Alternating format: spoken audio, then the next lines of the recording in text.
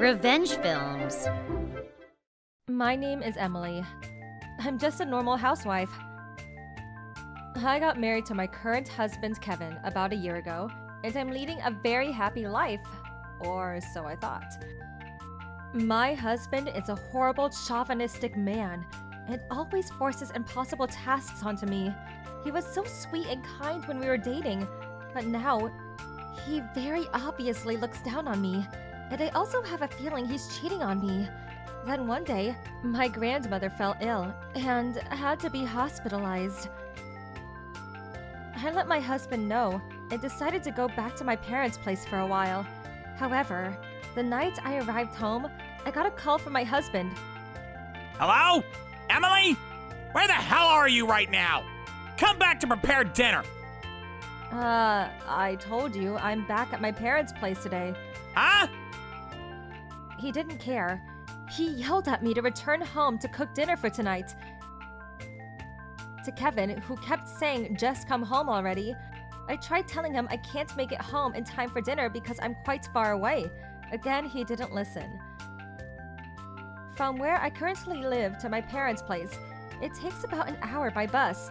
I wanted to make sure my grandmother was doing okay, so I had told him I would be back here for 2 or 3 days. But I think it kind of flew over his head. Then what am I supposed to eat tonight? I meal prepped you for the next 3 days, so you could reheat it, okay? When I said that, he became even more angry.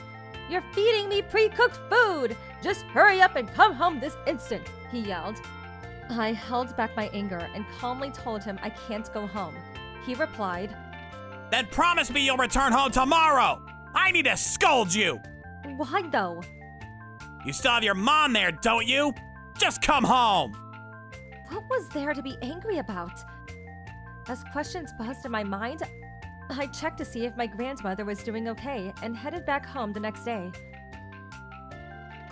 Despite only being away for just 1 day, the rooms were a complete mess. My husband was furious as he waited for my return, and the moment I stepped home, he started yelling at me. "Why did you go off and return home without my permission?" he shouted. I did let him know beforehand, so I thought how irrational could he be, but I didn't say anything back. I didn't want to talk back, and added fuel to the fire. After my enraged husband scolded me for a while, he pulled out a piece of paper and showed it to me. It was a divorce paper. My husband had already put down his name and even signed it. Do something like this again, and I'll divorce you! What? You're able to stay home and take care of the house. All thanks to my hard work every day. If I divorce you, you'll end up on the streets. You don't want that to happen. Be sure to look back at what you did. Reflect on yourself for 2 weeks. He spat that at me, put the divorce paper away in the safe, packed his things, and left. Plus, he took our family bank book with him. He said to stay home and reflect on what I did.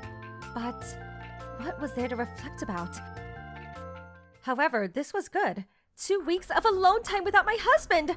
He might have expected me to be filled with dread, but it was a celebratory moment for me. From day 1 of him leaving the house, I started taking action. I had lots of work to do, but I'm glad I was able to finish things off in 2 weeks. 2 weeks later, I received a phone call from my husband. Hey! What's going on?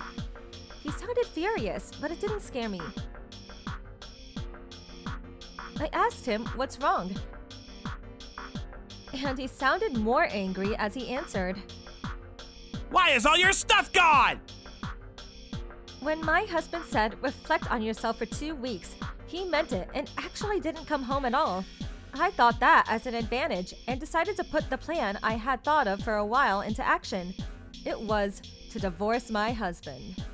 When my husband showed me the divorce papers, already signed even, I was so happy it made me want to jump up in joy. To think I wouldn't have to be with this stupid man anymore. I was elated. When I said I had turned the divorce papers, Kevin was laughing. He said I must have made up some paperwork and turned that in, and that would be filled as forgery of official documents. That it's against the law. I said, "Then why don't you check the safe?" And I heard another cry. It's gone! I was sure I placed it here! Why? I told you I turned it in. I signed my name and turned it in. Why do you have the keys to the safe? Why? We bought this safe together. As I said that, he let out a short cry like he remembered something. Way back when, we bought the safe together and made sure we both had the keys to it, in case one of us lost it. He put the papers in the safe and locked it, but I guess he completely forgot I had the keys to the safe too. The moment he left the house, I opened the safe and pulled out the divorce papers. I wrote my name down, signed it, and submitted it to City Hall. When I explained that to him, he then started yelling that I won't be able to live alone because I don't have a job or anything. Rethink it, he said. What are you talking about? I never relied on your salary from the beginning. Stop lying! I gave you money every month, didn't I? You only give me $300 a month. Do you seriously think that covers the living expenses for 2 grown adults? My husband gave me $300 out of what he earned every month as living expenses, and I added money from my savings to that pile. Of course, I often told him that this wasn't enough, but he never listened and said that it was my duty and responsibility to take care of the house, so deal with it. I realized I wouldn't be able to live like this, so I decided to restart my work-from-home job I used to do before I got married. I was able to increase my job opportunities and raise my overall income. Recently, the variations of job requests and offers have increased, so I was able to make this a very stable job. I never knew! I told you, don't you remember? I had properly told him about my work-from-home job, but either he's completely forgotten about it or doesn't care about me. He said, "But there's no way you can live off of a mere side job!" When I told Kevin that I'm probably earning twice as much as him, he started laughing hysterically. An at-home housewife like you? There's no way you're earning that much! Stop saying such ridiculous things, and hurry up and come home to cook dinner! I'm not going home. We're already divorced. Huh! I'm sure you have nowhere to go! No. I already have a new place to live. What? I had already rented a new apartment room and began my new life alone. I didn't want to live with a man who never puts enough money in the family, never cleans up after himself, and thinks of me as a housekeeper or something. That's why when he left home for 2 weeks, I honestly thought it was a sign from God. Even if I tried telling him I wanted to divorce him, I think he would have never listened. So I tried thinking of ways to make him sign the divorce papers. But I never thought he would do it himself. While he was gone, I packed all my things and left the house because I was rushing to finish the plan in 2 weeks. The apartment I found wasn't the best, but honestly, if I'm away from this stupid husband, anywhere is heaven. Hey! Rethink it! Why do I need to rethink this relationship when you crashed at another woman's place for 2 weeks? Whoa, what are you talking about? I was at a guy friend's place for 2 weeks! You were with Karen from the same office, right? I already know about your affair. Why do you know?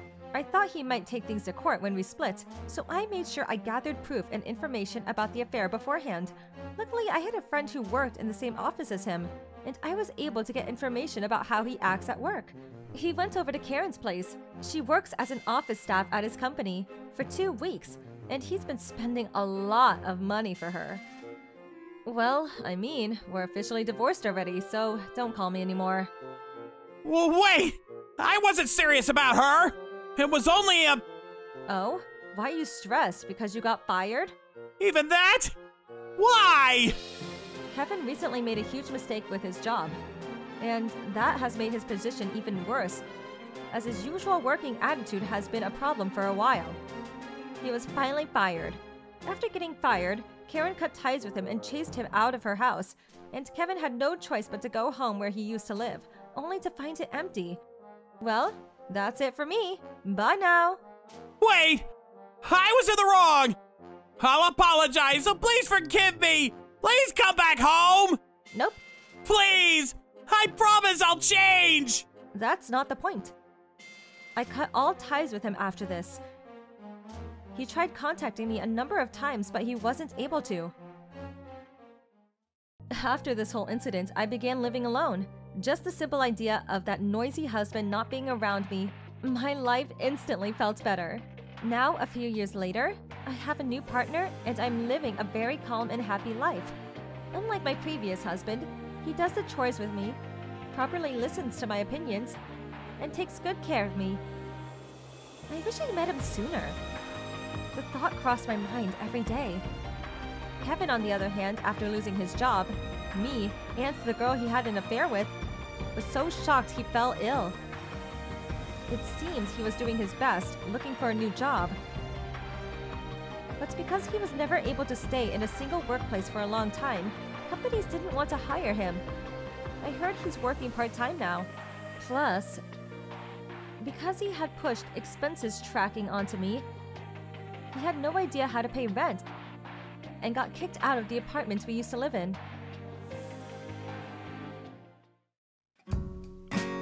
How was today's video? If you enjoyed it, please subscribe, like, and leave a comment. Stay tuned for more.